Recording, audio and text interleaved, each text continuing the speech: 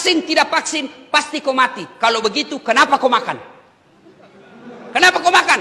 Makan tidak makan, pasti mati. Kenapa kau makan? Jangan kau ketawa, serius kan ini? Apa? Kalau ada orang bilang, vaksin tidak vaksin, pasti mati. Jangan kau juga makan. Makan tidak makan, pasti kau mati. Kalau begitu, kenapa saya vaksin? Bukan karena saya takut mati, tapi saya vaksin sebagai ikhtiar saya agar saya tidak tertular COVID. Dan yang kedua yang paling penting, agar saya tidak menyakiti orang lain dan agar saya tidak melunarkan penyakit kepada orang lain.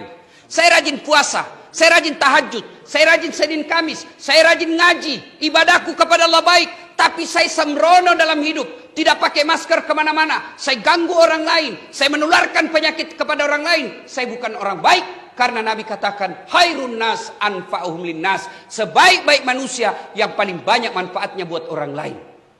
Maka nanti kalau sudah ada program vaksin di lapas ini, vaksin kita. Vaksin.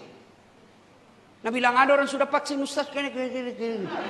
Hoax itu bos, hoax. Hati-hati kok di medsos. Tidak semua itu berita baik. Baru-baru kita dengar itu, kita lihat viral. Yang di Dayak apa di mana itu Sudiang. Kenapa mesti ditutup? Kita mesti berdoa. Kan itu ditulis di depannya. Setelah diklarifikasi, memang itu masjid ditutup dari pintu depan. Karena kalau dibuka dari pintu depan, dia tidak tahu siapa ini yang masuk. Gasing ke ada OTG. Orang yang punya COVID tapi tidak kelihatan. Tapi dibuka dari pintu belakang untuk dari kompleks. Maka itu masjid tetap sholat Jumat, tetap sholat berjamaah, tetapi dengan protap. Ditutup dari depan. Kenapa? Karena tidak ditahu kalau masyarakat umum siapa. Dan seluruh kita ini orang Indonesia, ada lagi yang berpikir, kenapa di Eropa orang nonton bola tidak pakai masker? Kenapa di Amerika bebas orang tidak pakai dilihat masker?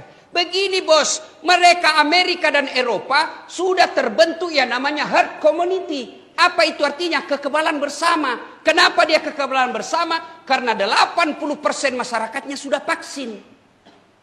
Kalau kita masih banyak kepala batu. Dia yang takut suntik, akhirnya mempengaruhi orang.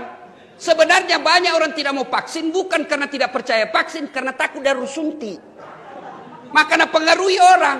Kalau kau tidak mau vaksin, kau tidak percaya COVID, boleh, itu hakmu, dilindungi undang-undang. Tapi jangan kau keluar rumahmu. Karena kalau kau keluar dari rumahmu, kau berhubungan dengan hukum orang lain.